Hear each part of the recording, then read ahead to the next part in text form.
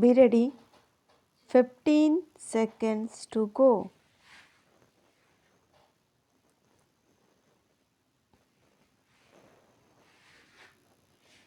Start.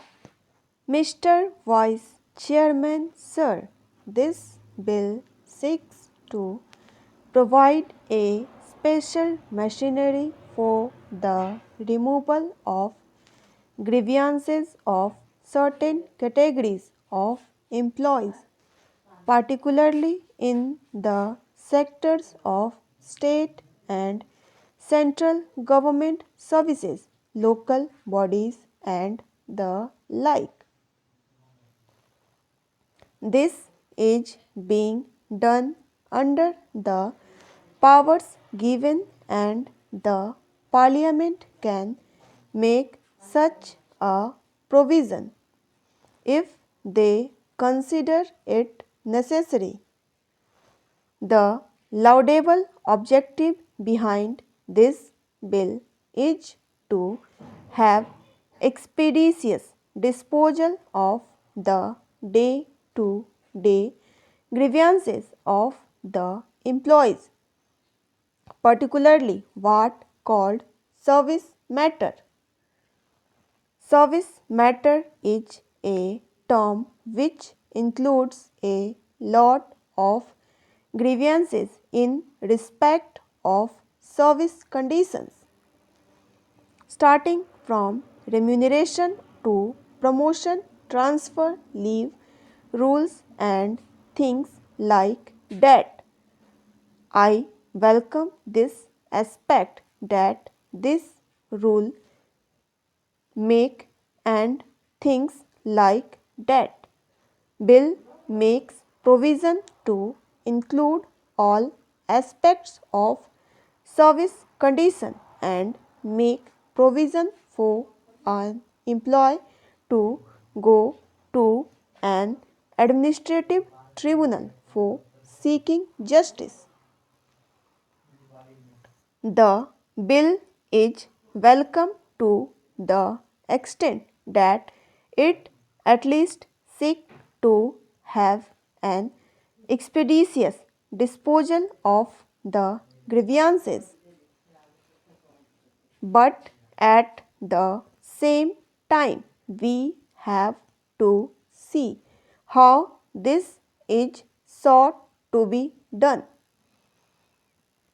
I would refer particularly to the composition of the tribunal, to which reference has already been made. As has been pointed out by a number of previous speakers, this is a provision whereby not merely a person who is a high court judge or a Supreme Court judge, serving or retired, can be made a member at the level of a secretary, additional secretary, joint secretary, or even a person holding a post with a scale of pay not less than that drawn by any one of them also could be made a member of this tribunal, and even a vice chairman and a chairman if he satisfies certain conditions. Here is my objection to the appointment of such a person for obvious reason that he is the person who during the course of his service has alone take certain action against the employees working under him. Therefore, I may submit he has a prejudicial mind already as far as the employees are concerned. We are trying to provide an appeal or justice rendered to a person who is aggrieved, and he must feel that not merely justice is done, but that justice appeared to be properly done, and unless that is ensured, it is no use having these provisions. The person who constitute this tribunal have to be impartial, independent and judicial. I cannot believe that a person who has served or who has been in service can be person who can satisfy this qualification.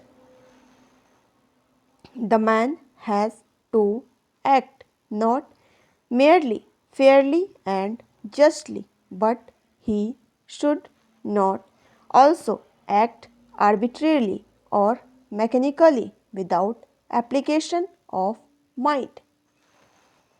This is very necessary if proper justice is to be done.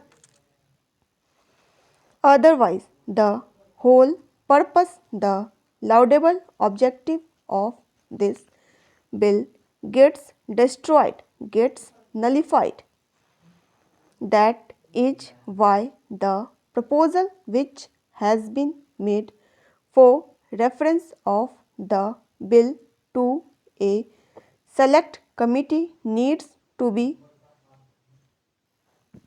considered with all seriousness, and I hope the Home Minister would agree to that proposal. Regarding applicability of the bill, it was stated by the minister that persons who are governed by Industrial Disputes Act, particularly in respect of matters which are covered by the Industrial Disputes Act, are not covered by this bill. This is my opinion takes away a large chunk of employees of the local authorities who are governed by this act. There is not a single matter which cannot become a industrial disputes under the Industrial Disputes Act. Therefore, the coverage of this bill becomes less, and it does not cover as many persons as is envisaged or as is sought to be made out by the minister. Then, as compared to the present way of getting the grievances redressed, the means of going to the High Court and other avenues will not be available now. Of course, in that respect, the present bill gives an advantage in that the time factor will reduced. But this again depends on how many tribunals are constituted and how expeditiously they are going to work in practice. The whole thing depends on that. Looking to the number of complaints, which I think is 62,000, the number of tribunals should be in proportion to this number so that the complaints are redressed as early as possible. This is as far as the period is concerned. As far as the location is concerned, there is no specific advantage. As far as the expenditure is concerned, there is no specific advantage except that if one is required to go through the High Court, he may be required to spend more.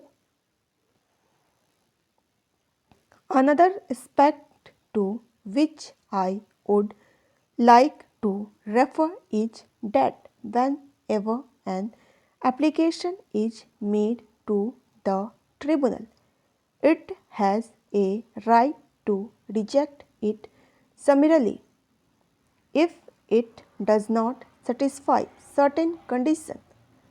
After all, the tribunal should state the reason for rejection of the application. Stop.